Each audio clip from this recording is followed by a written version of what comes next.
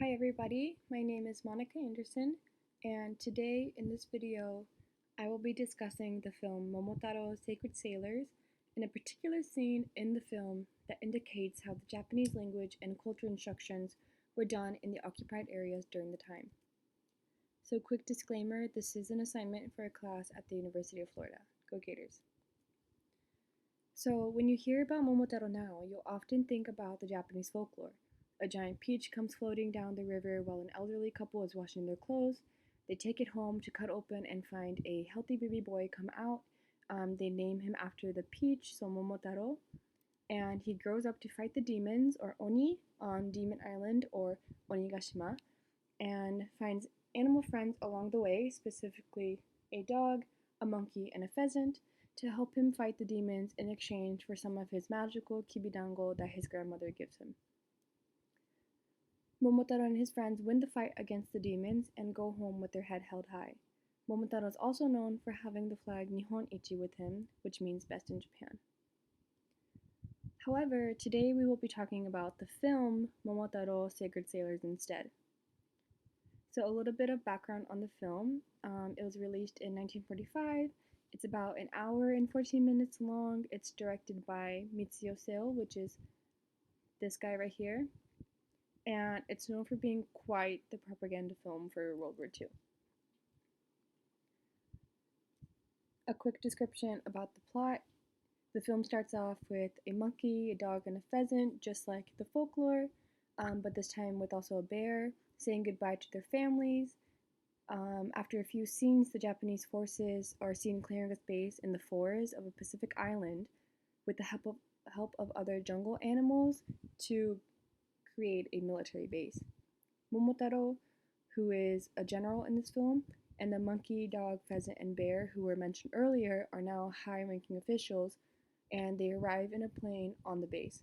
The jungle animals are then taught the Japanese alphabet and basically do work. So we're going to stop here for today because this is the part we're going to be focusing on in this presentation. The characters in the film are all animals except for Momotaro himself, who is a Japanese boy, and the Caucasian characters that come out at the end, who are representing the Oni, or demons. So some of the animals that you can find in this film are tigers, kangaroos, elephants, deers, rhinos, leopards, and squirrels. So these exotic animals, like the tigers and the kangaroos and the elephants, represent the tropical countries outside of Japan, while the other deers and squirrels are more there for familiarity because they give a more Disney feel. So the part that I wanted to shed some light on today was the Japanese language education scene in the film. We see a dog in the front pointing at the blackboard teaching Japanese to the animals. The animals can't speak in general and make animal noises and can't sit still in their seats because they're animals. The animals start repeating after the dog, which at first they can do, but then when they're trying to speak on their own, it just turns into animal noises. So this scene represents the Japanese language and culture learning that were done in occupied areas such as Southeast Asia. In our class, we discussed a lot about these occupied countries like Taiwan, Korea, and China, and their experiences in this type of issue. So the animals are finally able to learn the song through, or learn the Japanese alphabet through song. The lyrics and letters of the alphabet appear on the screen for the viewers to sing along and learn as well. And the scenes show the animals singing the song while being productive and doing activities such as cooking and doing laundry. So the song does go over the alphabet repeatedly as well, making it catchy and easier to remember. I think that they made this film using mainly animals and baby animals so that they could target more younger viewers. Again, giving it a more comfortable, familiar Disney vibe.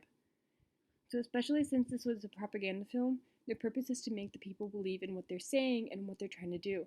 Therefore, by getting an audience of children, they're able to prepare for the future. And by showing these animals that represent other countries, learning the language and being a part of Japan, they're targeting people outside of Japan to join them and become like them, wanting to learn the language and basically unite with them. So here are some points that were made in a book that gives more insight on this issue.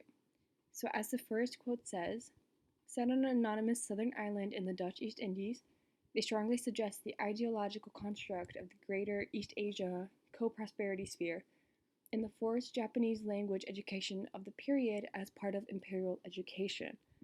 The next quote says the film was explicitly intended for export to Southeast Asia as well as the domestic market. And in a discussion consisting of government officials and people in the film industry, someone mentioned that with that kind of animated film, it'd be really great to enlighten and propagate targeting at not only young citizens in Japan, but also different people of the East Asian co-prosperity sphere. Later in 1944, CEO, the director, confirmed with the goal to entertain and educate the young citizens in our country first, then to contribute the Southern film world. We are currently working on this film. So at the end, I do have a sources page that has information as to where these quotes are coming from.